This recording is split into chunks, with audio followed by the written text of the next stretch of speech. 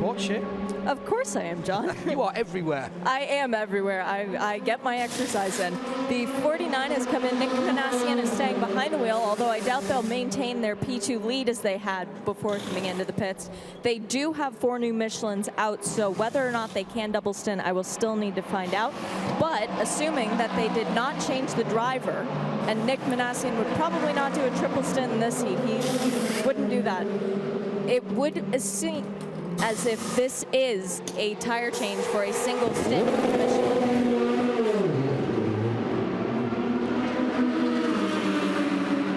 Try and get confirmation for Jeff and for everyone else on that as the lead battle comes down into turn number 20. The IMSA Performance Matmut Porsche, easy for me to say, in its beautiful French red, white and blue tricolour livery, kind of a candy colour to all of those 3 colours, and it pops in the sunlight here.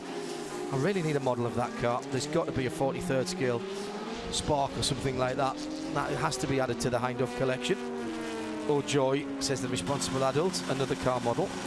The leaders have just gone past him and dived down into the flowing section, and the P-Com car just out of the pits on cold tyres has the leader caught up in turn number 6, and Christensen's alongside but can't make the pass stick. Now he comes in again at turn number 8. This is very tight indeed, and we've got a Ferrari ahead as well. And that, I think, is the 81 of Rui Aguas. Yes, it is, just pulling to one side. Down into the heavy braking area at turn number 11, the almost point of the triangle there. The P-Com car stays out of the way. That's very, very good driving by, well, Nick Manassian.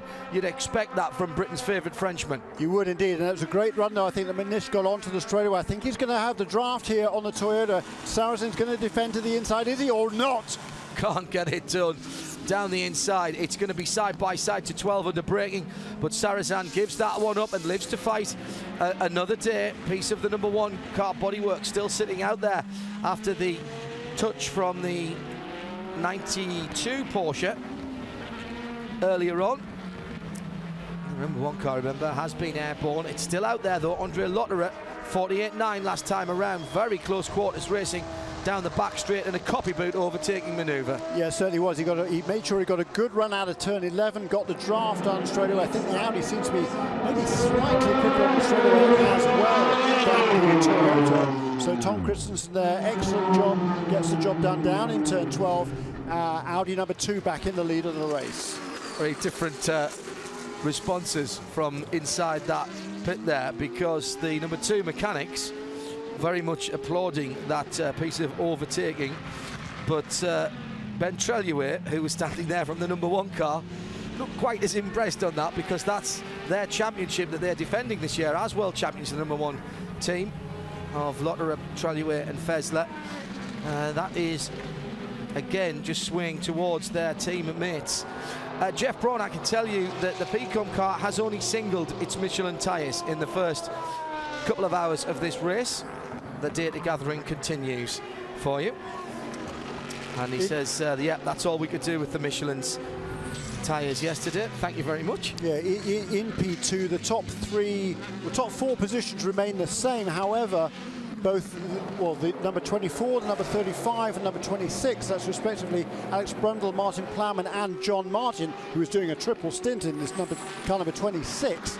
None of them changed tyres. Nicola Manassian, as we saw, did in the 4th place P-Com car.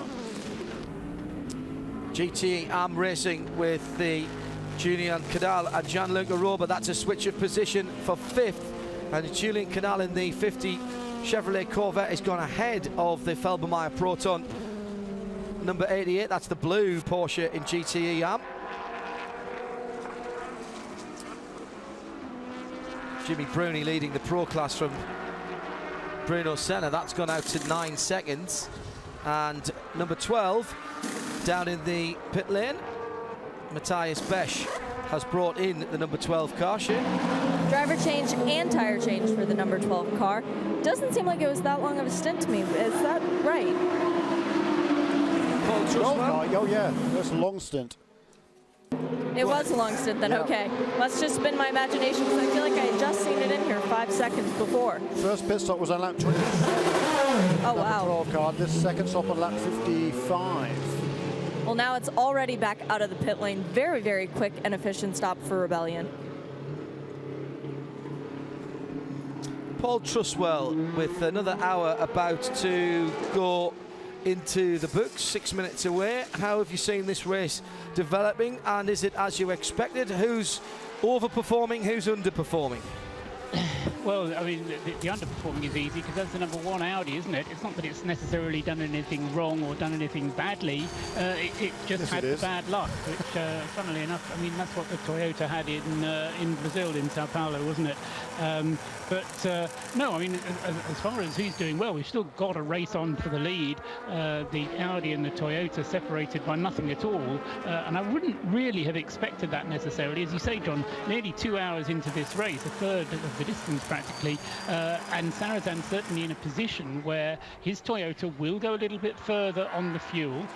He can get back out again after his pit stop ahead of the Audi, and that'll be something which we may see again in the future if this turns into a double stint on the tyres as well for Sarrazin. That'll help him. So I think, you know, the Toyota is the one to whom the most credit is going. The thing I wasn't quite sure about, I mean, we mentioned it at the time, and Alan McNish, we talked to him about that as well, or Louise did.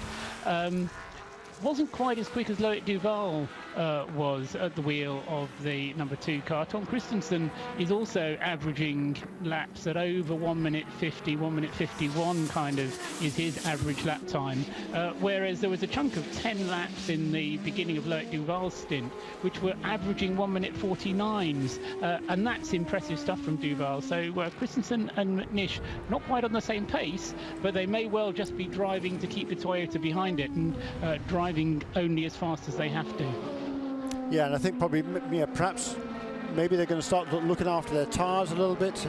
It's fascinating. I absolutely love this. It's really, really interesting. You can see the gap there between the 2 leaders, next to nothing really, after what almost 2 hours of racing and 57 laps around this 3.5 mile racetrack. We had 2 hours 45 minutes of American Le Mans series yesterday. There was plenty of action in that. This is more than twice that distance, obviously. It gives the stories twice as long to develop, and you know, I think there's places for both, if I'm honest. I really do. Oh yeah. The 6-hour race for me, I know people are calling for longer races in the FIA WEC as Tom Christensen comes up to put another lap on Nico Prost in the that's actually a battle for position, actually. Oh, excuse me, that is Lotterer going down the inside. Yep, excuse me. It's the number 1 car, so that is one position made up by Andre Lotterer into turn number 11. Yeah, a lot of people saying, why can't we have more longer races? I think it's interesting as the 41 Christian Zugel Zytek at the final corner right in front of us. Remember to look up from the screen once in a while, and we see him rotate gently. Let me finish this point before something else happens. A number of people tweeting to @RadioLeMans and @Specutainment, as well as being on the RadioLeMans.com forum, about longer races in WEC. 6 hours, which used to be 1,000 k, is the classic sports car distance for European competition. Now, Le Mans is the big long race in the middle of it. There's only one Le Mans, therefore there'll only ever be one 24-hour race in the FIA WEC. And with apologies to people to Daytona, I think that is a fact. The ACO don't need another 24-hour race in their championship. They have the world's biggest one. And the reason that 6 hours is so good is that 6 hours is so good. It's just enough time to let the strategies play out. It is now 6 hours.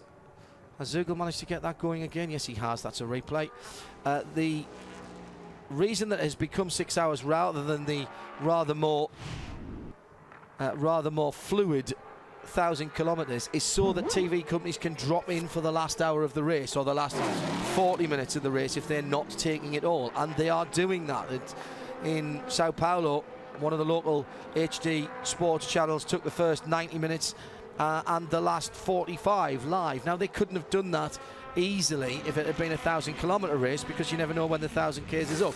So that's why the 6 hours, and that's why it works so well for these cars. It also actually just keeps in a little bit of strategy between the prototypes at the moment, the way the fuel tank restrictions are, of between 5 and 6 stops, and it does make you think about what you need to do. Pit stop for the multicoloured Morgan Oak, which I still can't get my head around. That is the... I can, because I saw it at Le Mans. Yeah, Jean-Marc Merlin brought the car in, and that car is going down. It's not my favourite livery, if I'm honest. And also coming in, Jack Gerber has done his time in the 61 car, which I presume means Marco Ciocci is going to go in. Now, our extreme sailor, Monsieur Maris, in the all-French-driven car of the Nissan-powered Morgan, had a bit of trouble. Torrid time. Torrid time is exactly, yes. We should have left him out when it was raining, because apparently his tacking and jibing's great, but getting a racing car around corners, I think I counted 6 or 7 spins in about 10 or 12 minutes. He was certainly finding the limits. Maurizio Mediani getting into the 57 Krone Racing car. No plans released yet from Tracy Krone. He said, said to me on the grid, I asked him the direct question about P2 cars next year, possibly in the WEC. One of a slew of teams who are waiting to find out under what specification and regulations the Tusk Championship next year, the Tudor United Sports Car Championship, will be running. That's another hour gone. Jeremy Shaw, Paul Truswell, John Hindhaugh and Shea Adam down in the powered by Nissan pit lane. Jim Roller alongside me will be jumping in to have a word or two in a wee while. You'll see Jeremy's getting a bit uncomfortable. I'm not going anywhere. You're not going, all right, okay. He is fighting through the Stefan Mucker problems as well, so Jeremy's lap charting just in case anything goes wrong. Let's go down to the pit lane and have a quick update with Shea Adam in Aston Martin world at the moment. I am in Aston Martin world. Do you have a camera watching me?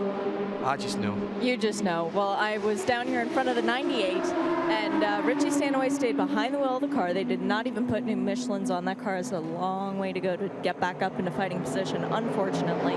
But the 97, I saw Yardley Hastings' finest getting suited and booted, getting ready to take his first racing laps around this track. He was in the number 4 Corvette yesterday, but it was unfortunately had gearbox issues, I think it was, before Ollie even got in the car. So Ollie Gavin about to go out in the 97. Shea down in the pit lane. Paul Truswell, just a quick thought from you on race distances in the FIA WEC. Yeah, I mean, remember, of course, back in the old days, Daytona used to be part of the World Sports Car Championship. Yes, of course. As a 24-hour race, we used to have Daytona and Sebring as part of the World Championship. Daytona at 24 hours, Sebring at 12. There was a 9-hour race at Kyalami, which a neighbour of mine who is South African remembers having been to. And of course, the other thing which I love, again, this is going a long way back, but back into the 50s, and Jeremy will remember this, was the 12 hours at Reims, which started at midnight and ran through to 12 noon during the daytime. Wouldn't that be nice? Start a race in the middle of the night and then come through and finish it in daytime. I have to say, I do like it the other way around. I like the, I like getting up. I don't have a problem with getting up early, as we do at the Liqui Moly Bathurst 12 hours. Get the race early, started at 7, 8 o'clock in the morning, get that nice golden light, and then race through to the evening time, finish up, pack up and go and have dinner. That's, you see, that kind of works for me. We've gone through another hour, just under 4 still to go. It's still the Audi Sport Team Yost number 2 car, championship leader, leading this race by a couple of seconds at the hour mark from Stefan Sarrazin in the Toyota, with Andre Lotterer in 3rd place, still trying to make up that lap and get back on terms with the 2 prototypes ahead. He's just passed Nico Prost, well, just 5 or 6 minutes ago, and has now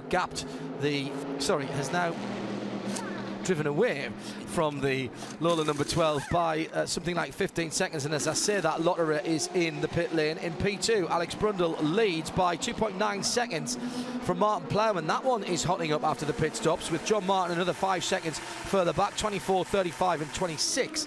And then in the pro categories, it's Bruno Senna now leading from Kamui Kobayashi, as the 51 car of Jimmy Bruni has pitted, the first of the pro cars to pit in this cycle. 3 seconds between first and second there. And in the AM category, Christoph Nygaard in the 95 Aston Martin has 8 seconds on Rui Aguas in the 81 8-star Ferrari from Raymond Narak in the 76 Porsche, and Shea Adam is watching an Audi pit stop. I'm trying to watch the Audi pit stop. It's still a little bit further down the pit lane, but that's all good.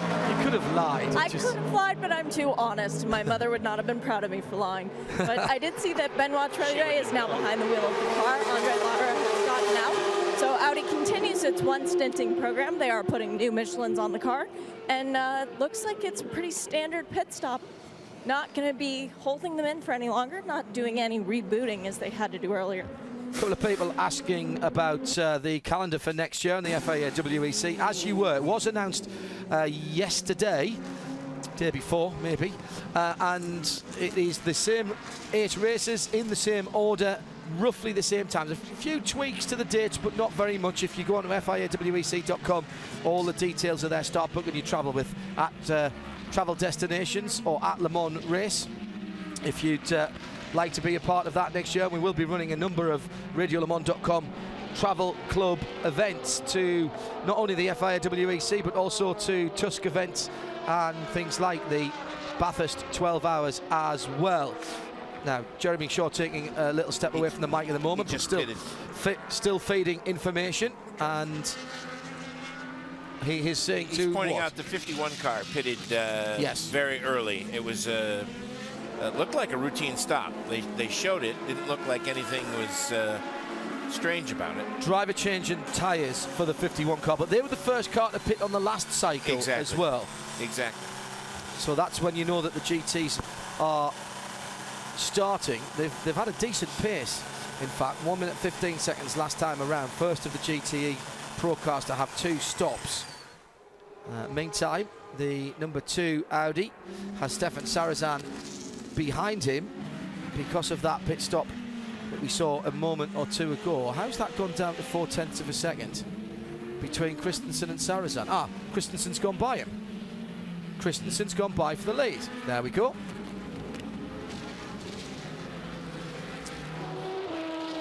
Yeah, but he's been in the lead. So Sarazan's caught him up there? Yeah, Sarazan's caught him up. Yes, of course. Yes. Yeah, because Christensen got by him. Well, 2 seconds of that came in the last lap. Yeah. So that is Sarazan on a charge as TK... Yeah. To be fair, it was a very slow lap from Christensen. Christensen did 1 minute 54.8. Yes, Sarazan did a 152.9, but neither of them were particularly quick on that lap, so I suspect probably traffic has something to answer for.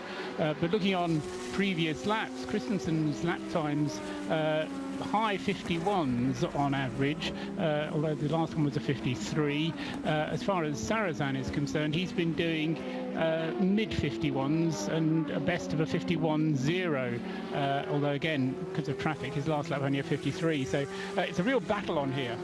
And Sarazan is now right on his tailpipe as Christensen had to slow a little bit for the 35 Martin Plowman Morgan Oak car. As it goes past the 8-star Ferrari, and we've got 4 cars, 3 classes, all going into the same corner, which is turn number 11, and right ahead of them is Ben Trellier and the battle for the lead in the P2 category. They are together on the same piece of track on the back straight. The 2 Morgan teammates, 24 and 35, the 2 black and pink pinstripe cars, which still looks like, to me, the blacker of those 2 cars still looks like the original George Barris, Adam West driven Batmobile from the original series. Yellow flag. I'm getting reports of debris on track at T18. I'm getting reports of debris on track at T18. We're trying to monitor. That's the voice of Eduardo Freitas. T18 is where they've just come through. That's the polite way of saying, we know it's there, quit complaining about it. Yeah, to the teams.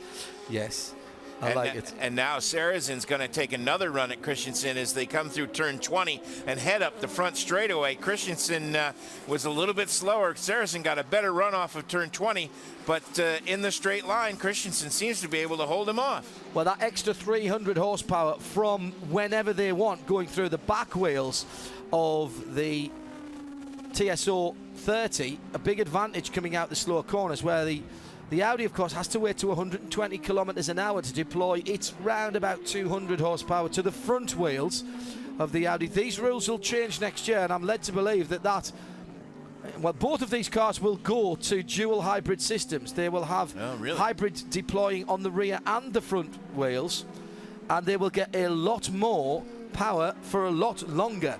Something up to 1100 horsepower in total by the time you take into account the power of the IC engine and the electrics. Information to the driver. We have a piece of debris. Driver's left exit close to the line at the exit of T18. We have debris on track. Exit T18. Driver's left-hand side close to the race line. It's about 500 horsepower engine-wise, and then the rest coming from the EV system. Those are unbelievable numbers.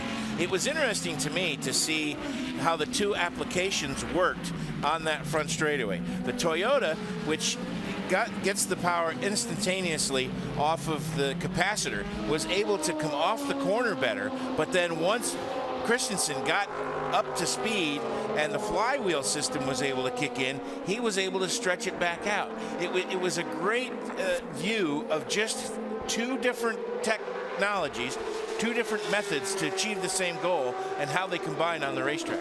Yeah, and don't forget that this has to be pedal controlled. There's no driver intervention to deploy those systems. It's programmed into the car.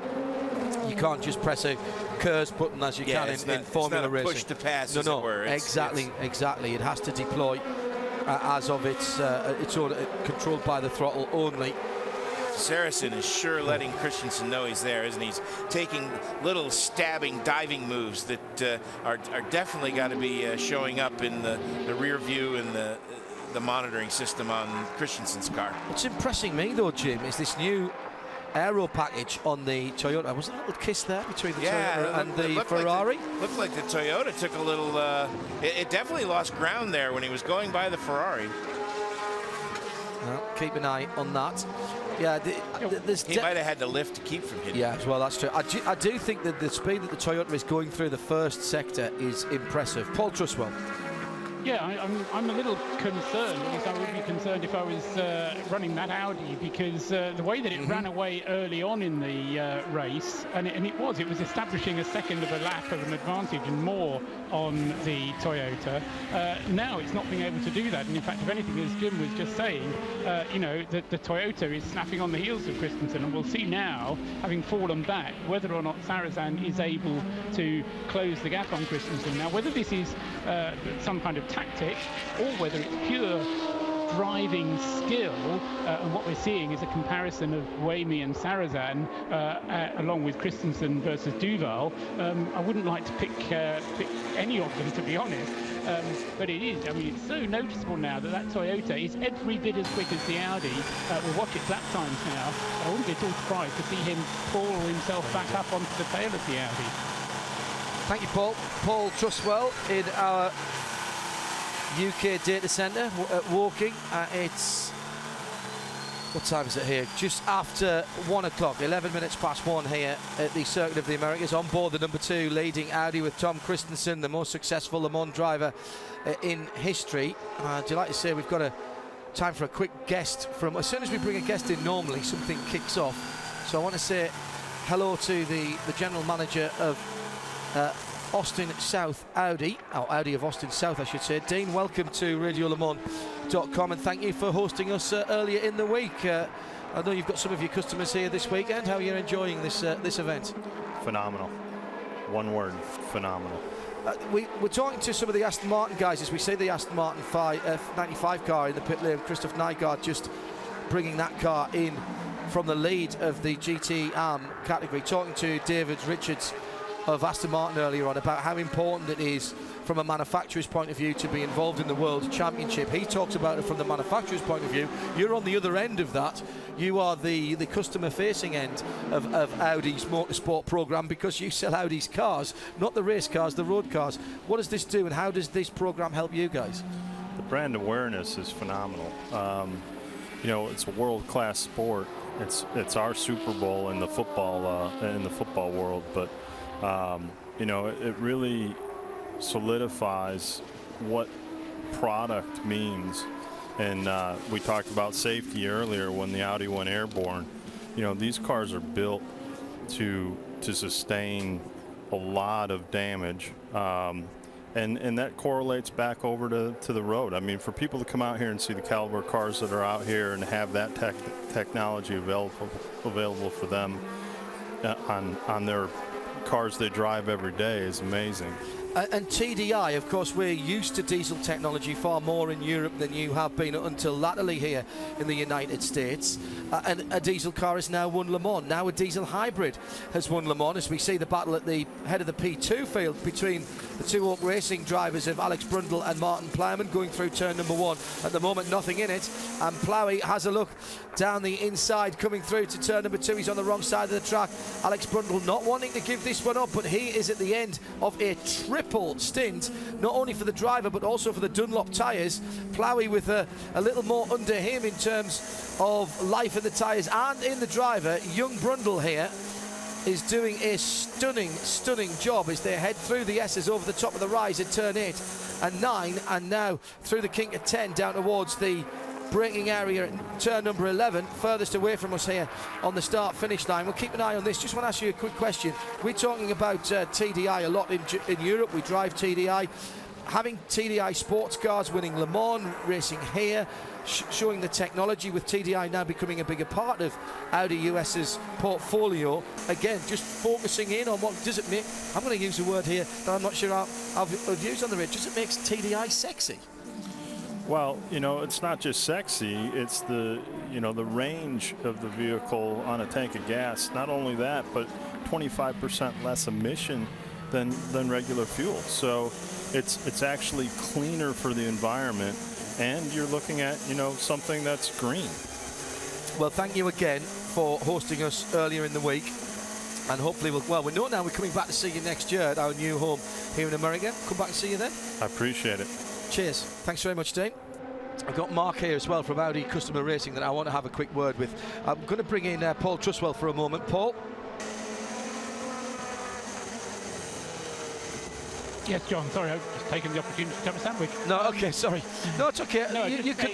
Tom Christensen not due in yet for another 5 laps, so, you know, we can... enjoy listening from your guests at the moment. No, exactly, and that was I'm just keeping a weather eye. I'm just checking on that. Thank you.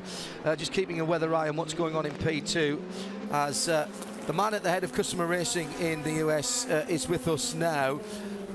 This is not customer racing, of course. This is racing at World Championship level for an FIA World Championship. At that, you get to go to the ball and stand up and wear the dicky bow and all that kind of thing. But Audi's customer support is legendary across the world, and you have to deliver it here in the US to a very much broadening and growing customer base, because the R8 LMS car it has been a real hit in GT3 circles. Yeah, I think we've shown that we can get some success here in the US, kicking off with the win at the 24 Hours of Daytona.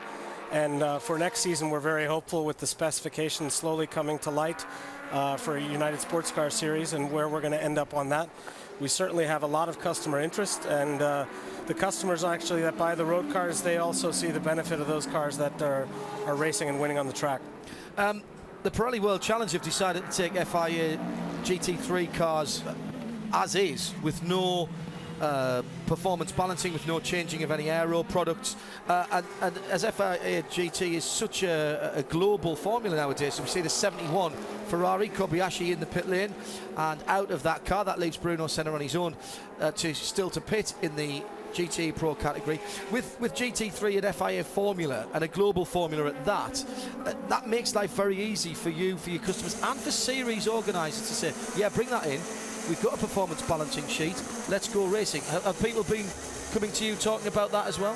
Yeah, I think everyone has been a buzz at that. I mean, the Pirelli World Challenge set the stage for GT3 specifications here in the US. It definitely has broadened the interest amongst customer buyers. And it certainly does make our life a lot easier because clearly our engineers in Germany have to develop one car as opposed to various versions. Now, for a United Sports Car Series, we are hopeful and we see some interesting opportunities coming about, and we also see some great teams that are starting to knock on the door, and we do assume that we will be there in both series. Well, we're expecting to see LMP1 competition between Audi and Porsche, two sister brands, next year. Of course, you've been competing against Porsche in GT3 competition for some time. Is there a friendly rivalry, or is it just a rivalry?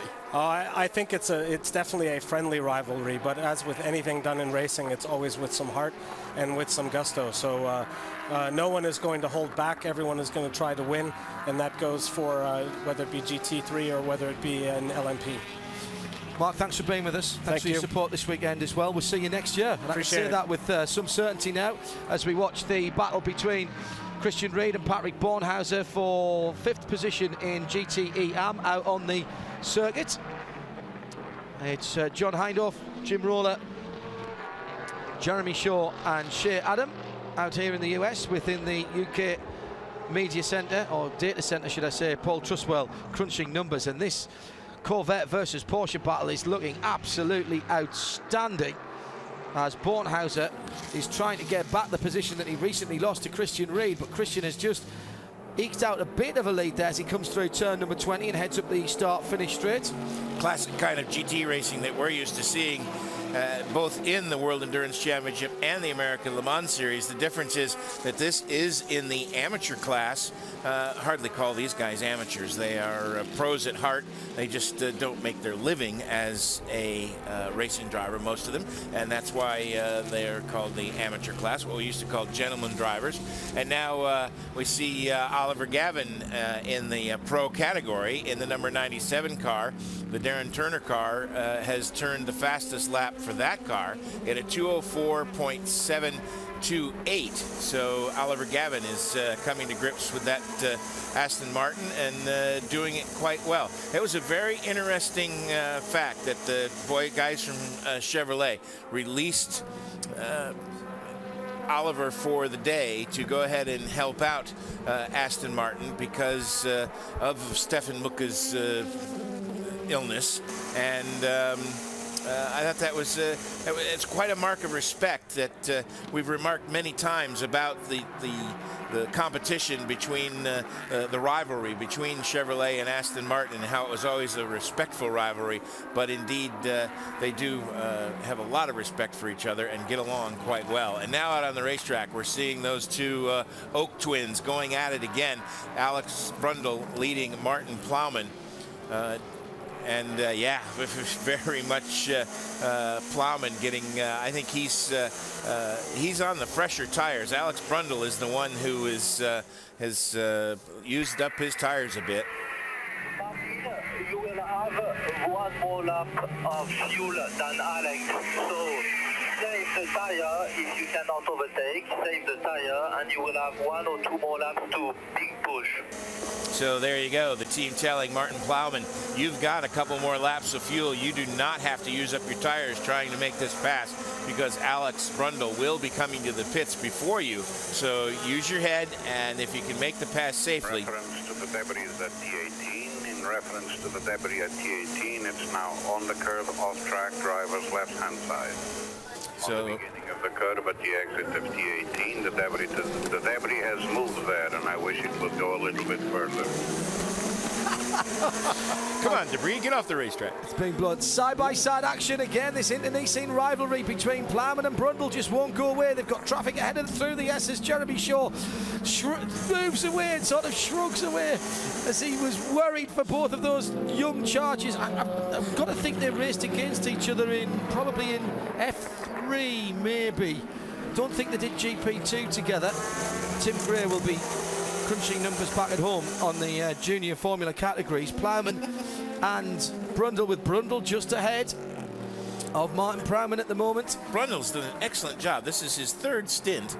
Third stint on the tires, is that? Yes, yeah, unbelievable. Yeah, Dunlop's doing a great job. And the fact that he's able to hold off Plowman with fresher tires is simply amazing, and he's doing it without blocking. It's just good, hard-nosed racing. This is fantastic. Let's go down to Shea Adam in the pit lane very quickly. Well, the Oak Racing guys are not getting ready for a pit stop yet, but about half of them just ran out of the pit garage as that battle was going into turn 1. They wanted to see what was going to happen, and the TV monitors weren't keeping up quickly enough. They also wanted to make sure that their two cars did not come together. Bertie Breadstick ran out, threw his hands up in the air in pride, and then ran back inside to see what was happening on the TV screens. Powered by Nissan Pit Lane reporter today is Shea Adam, working the beat for us. Christensen leads by 7.5 seconds over Sarazan, 2 from 8. Nico Prost still in third position, and this battle in P2 continues, 24.35, and behind them only about another 4 seconds is the first of the Orica Nissans, the 26 car of John Martin, and he is hunting them down. And he's also on a triple stint. Oh, no way! Yeah, he is also on a triple stint. Let's do that in some kind of registry. I think on that one, Jim, just to say they changed tyres at the first pit stop. Yes, they did. Yes, they did. But it's a triple stint for John as the driver. One thing to point out at the front, you were talking about Christensen still leading. A little while ago, he had that kind of aberration of a lap at a 154. His most recent laps have been very consistently just ticking off 150 after 150 after 150. So he's come to grips with the traffic, I think. And now the 41 Zytek, the Greaves car, has come to pit lane. Looks like Chris Dyson may be making his first trip onto the racetrack, replacing Christian Zugel. And Tom Christensen due in on this lap as well, Jim, just coming towards the start-finish line at the moment. You can probably see him in front of you. Yes, in fact, as you speak, Paul, the onboard pictures pop up of the number 2 car coming down to the pits. Let's go to Shea. The number 2 is just creeping down as slowly as it has to on the pit lane speed limiter. TK is going to be getting out. Loic Duval will be getting back into the car to do his second shift. They have 4 new sticker Michelin tires ready to go. Put a new drinks bottle in the left-hand side door as the driver gets on the right, and the man is there waiting to help buckle him into the car. TK giving a few words of advice to Loic, waiting to see if he needs any help with the belts. And then he will be coming right back over across behind the pit lane to rest for another hour and a half before he gets back into the car. Well, I'm not sure whether it'll be Louise or Shea that gets the interview with TK, but we really do need to know about these dots on the side of the helmet. I'm intrigued now as Loic Duval is reinstalled. So that's we've gone through the roster now, and we're back to the opener as Loic Duval gets back into the number 2 car. Single stints for tyres and drivers. It's P2 now, and the Oak Morgan guys, the Morgan Oak P2 formation team coming up the hill. I've been looking carefully. I think I can see where the bungee cord is connected between the 2 of them. I've been trying to find that. This is the team manager that has told them that they don't need to race. Yeah, that's right. We heard that radio transmission. That's right. They don't need to race. Yeah, but what sort of drivers are these? They're racing drivers. Yeah, treat them like a 6-year-old. You'll all be better off. Wow. Johnny O'Connell. Wow, unbelievable. And these guys, and again, Plowman, Brundle, Martin. You've got Nick Manassian in there, who is not in the first flush of youth, but is as quick as any of them. But those names there, but you know, the point I want to make though is just this is the future of our sport. As Christensen's looking at one of the tyres down he wants in the pit lane. He's got some concerns. He's talking to the team and to the engineers about he wasn't happy. No, he was not happy. He actually didn't want to look at it. He wanted to feel the tyre, Paul. Yeah, I mean, his pace wasn't there. I mean, when you were saying about asking him about the spots on the helmet, I'd rather know why he wasn't able to get away from Stefan Sarazan, whereas Loic Duval was able to get away from Buemi earlier on in the race. So, you know, I can understand why TK feels frustrated, because that wasn't a good stint for him. He wasn't able to stretch the gap between himself and the Toyota. And in fact, has given up the lead with that pit stop. So Stefan Sarazan now leads in the Toyota, number 8, followed by Loic Duval in the number 2 car. Then Nicolas Prost in the Rebellion. You will have 1 more lap than Alex. 1 more lap. So save the tire and wait 2 laps. So there you hear the radio transmission again from the Oak squad to Martin Plowman. I think they were a little bit more insistent that time. They hinted at it the first time. This time they said, look, just wait 2 more laps and you'll have the position. And that is the battle for the lead. Alex Brundle in the number 24 Oak Racing Morgan is leading Martin Plowman by just, you know, a car length, chased by the number 26 Orica with John Martin behind the wheel. And then comes Nick Manassian in the Orica Pecan car, in the number 49 car. He's a lap down, so he is currently 8th overall and 4th in the class. In taking a quick look at GTE Pro, Bruno Senna leads in the number 99 Aston Martin. He has just made a pit stop, so that lead will come down a little bit, but I think he did hold the lead with the pit stop. We've just seen something on the screen, John. 45 and 12, the multicolored Morgan and the Nico Prost-driven Rebellion having come together at the braking area to turn 12, 204. Ollie Gavin, he is plug and play. Yeah. I said this yesterday. Yeah. He is the ultimate accessory for a sports car team. Compatible with everything, so clearly not an Apple product. And he's just done a 204.681. No special equipment or wires required. Super consistent from Tom Christensen. 50.8, 50.9, 50.1, 50.3, etc. Mike Conway down in the pits with Louise.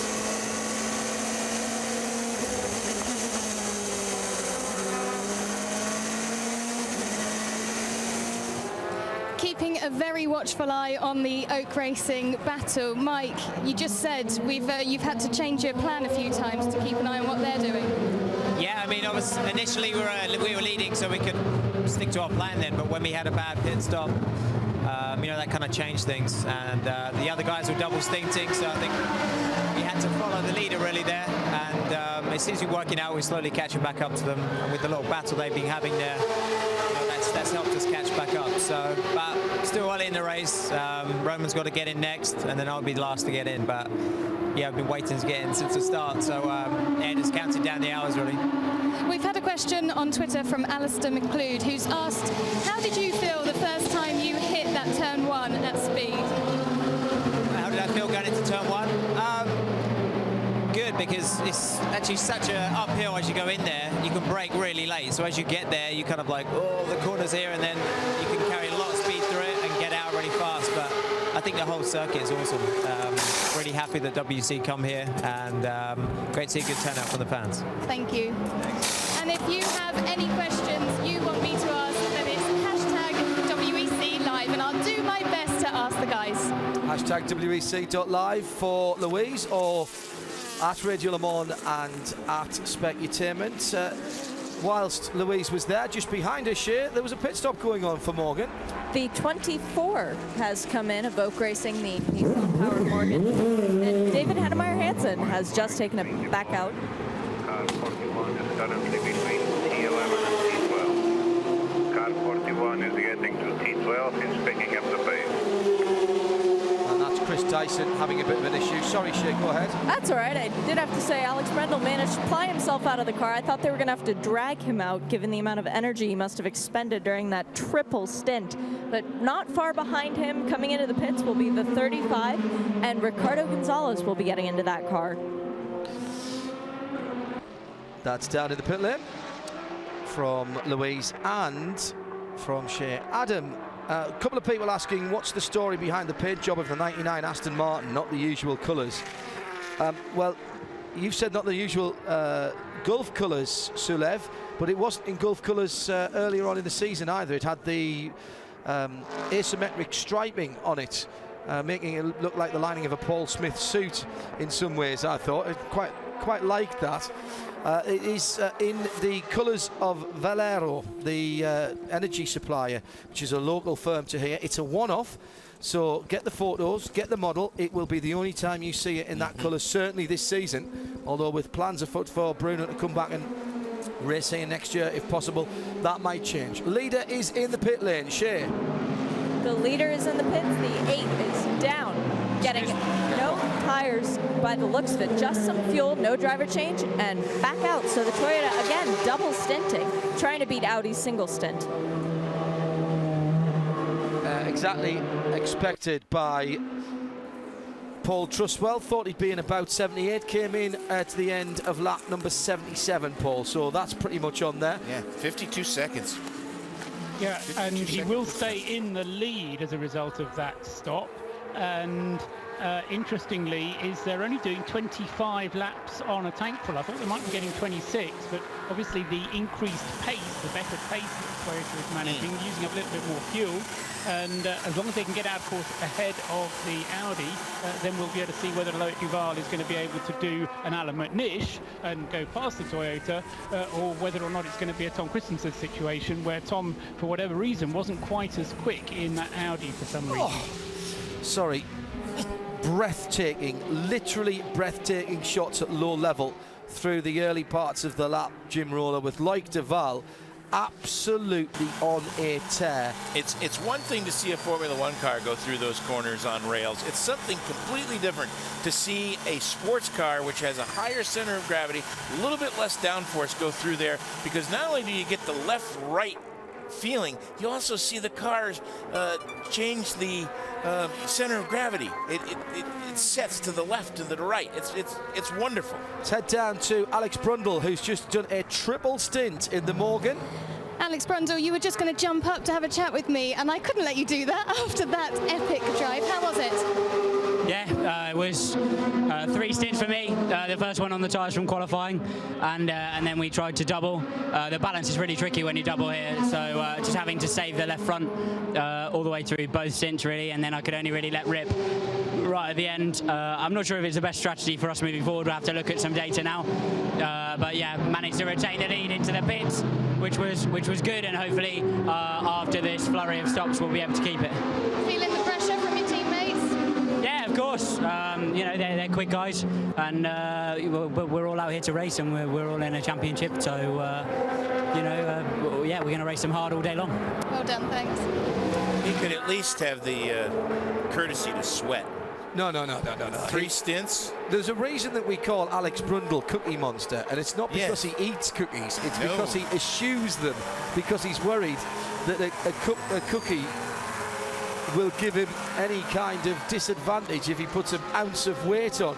Also just out of the car, but further down the pit lane, and we may get an answer to both of the questions that we want to know on both helmet and pace. Shea Adam has got Mr. Le Mans, Tom Christensen. Tom Christensen, you got out of the car and you didn't look very happy, gesturing about the tires to the mechanics. What was going on? No, I looked okay in that sense, but it's just have a little issue from a little bit of oversteer, and of course the circuit after the rain, the race yesterday, it's a bit different than when we were driving here on the free practice on Thursday. But it's all good. We will adjust it. The tires are brilliant, so with tire pressure, and we will make sure that we'll go better each time we go out on the circuit, as well as it rubs us in very finely. But a good and close fight with Toyota and Sarasan. It was clean and clear, but definitely the traffic makes it very tough on this great circuit. You mentioned the traffic. At which part of the circuit is the traffic the worst for you so far? It's first sector. I mean, basically after turn 2 till turn 10. And at one stage I caught the GT class leaders, and they were fighting heavily. I enjoyed it in a way, but I have no time to waste. And unfortunately, I didn't get by them so cleanly, and I think that's why the Toyota was back in contention with me. John Hindhaugh noted you're wearing a new helmet this weekend. What's all that about? It's a Coupe design helmet. He approached me and said he didn't want to change my design, just play a little bit with it. And this helmet is very much a tribute to my parents, who I lost.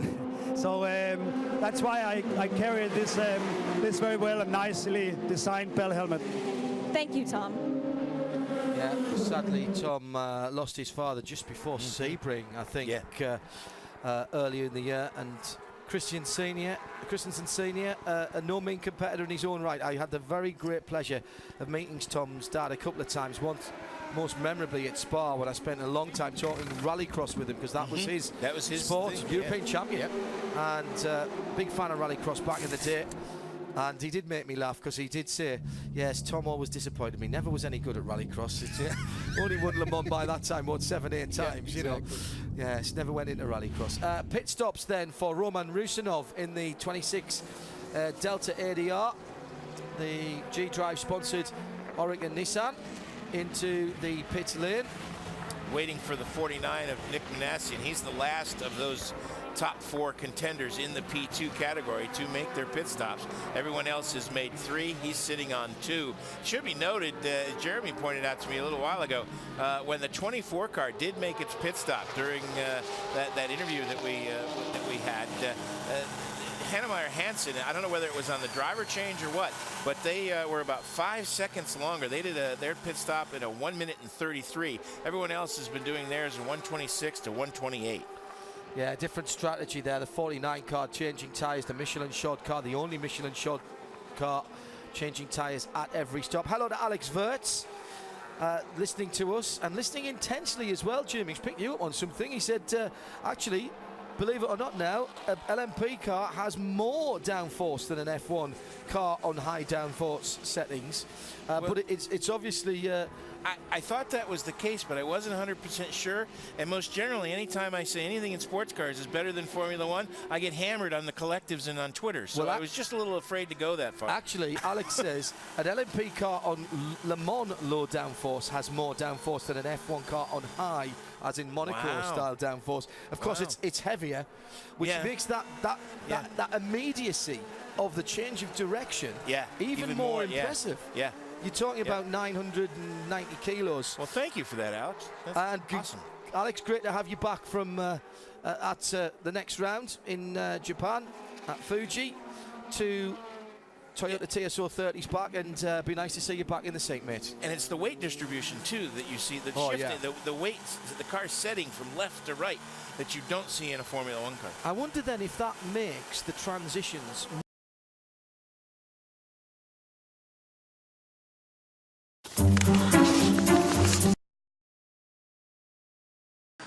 Is that hot straight as they went past, or did they go very late onto the pit lane speed limit? I think they went late onto the pit lane speed limit. Or does the heavier, more lazy, relatively speaking, sports car, at 900 kilos rather than whatever, at 600 kilos, 675 kilos for a Formula One car.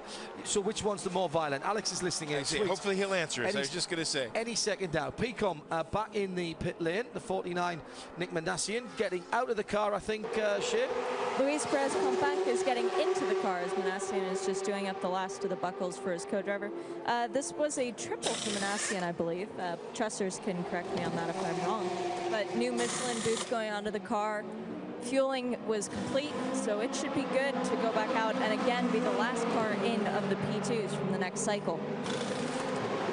And out on the racetrack, we've just had a swap of position for 5th and 6th. The number 98, Aston Martin, with Stanway behind the wheel, has gotten past Oliver Gavin. So Ollie had that quick lap earlier, but his last lap was a 207.4 as compared to that 204 that he did earlier. And here's a replay of the pass. And he let him go. Yeah, that was turn 11 again. One of the favourite passing spots. Hello to everyone in the.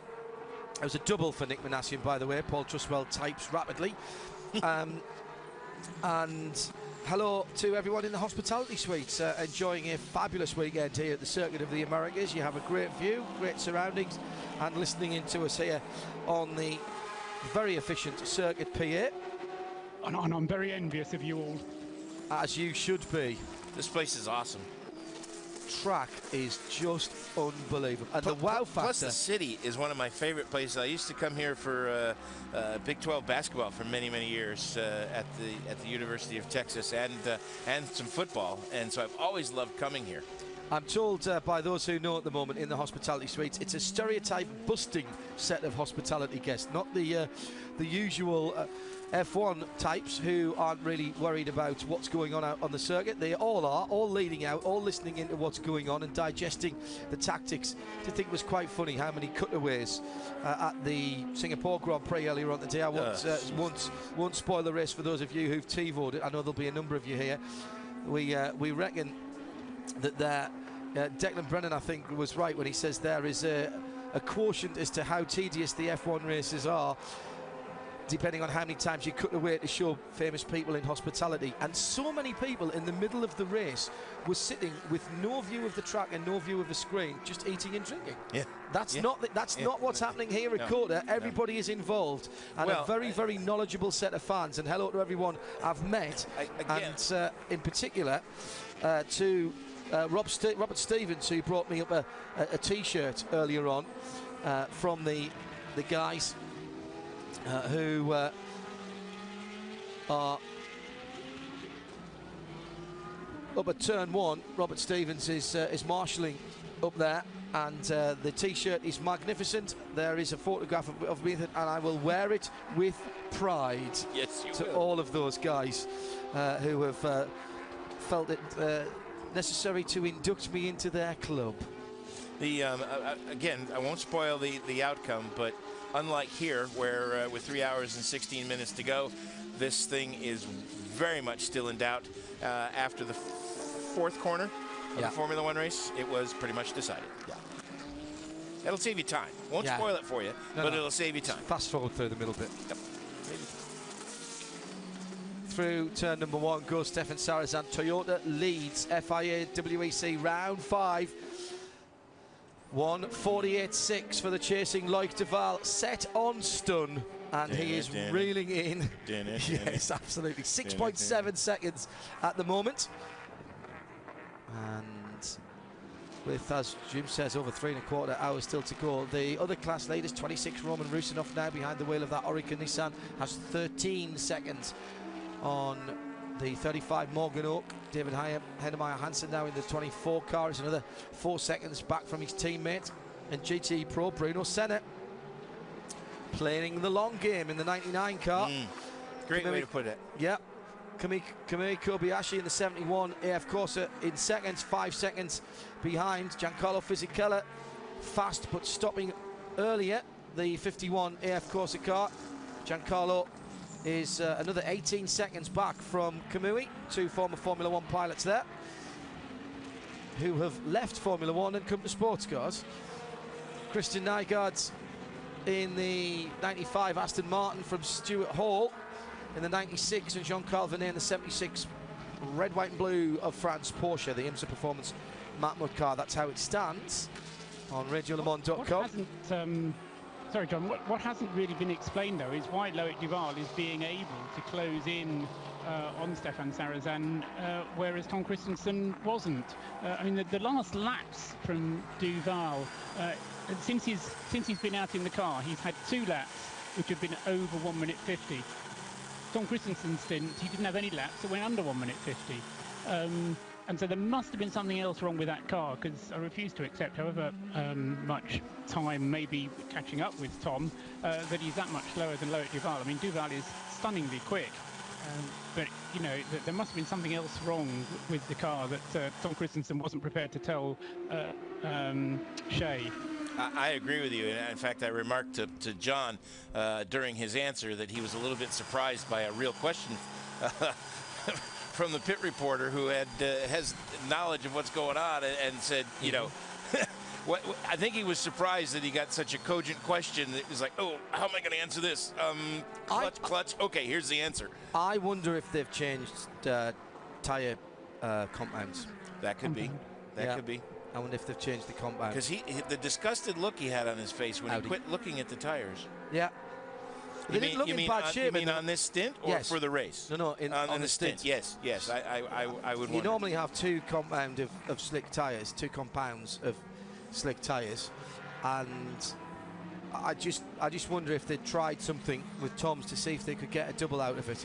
But the issue was... That's exactly what I was thinking, John. If that set of tyres was supposed to go a double stint for Tom, but the lap times weren't there, so they said, no, let's get him back on the first set of tyres again. Yeah. So rebellion in the pit lane now. Nico Prost out. So did we have, at any stage, did we have Prost, Senna and Brundle on the track at the same time? We did yesterday. Yes, yeah, we did for a while. Yeah. Yep. All with a chance as well, of course, of standing on the top step of a podium, albeit the privateer podium for the 12 car. Bruno Senna doing a cracking job. I can't tell you the change in his demeanour since he was last in sports cars in the prototype categories, where he did a pretty good job, but he is loving it in the GTs at the moment. Really, really loving it. And he's taken to it like a duck to water. I mean, that's the thing that impressed me. Okay, you see, even Giancarlo Fisichella, as he got used to being in the sports car paddock and saw how friendly everybody was and how everything was, you could see his demeanor change. But not only has Senna lightened up a bit and his demeanor gotten so much more friendly and so much more content and happy, it's showing in his performance in the race car, because he has come to grips with these GT cars.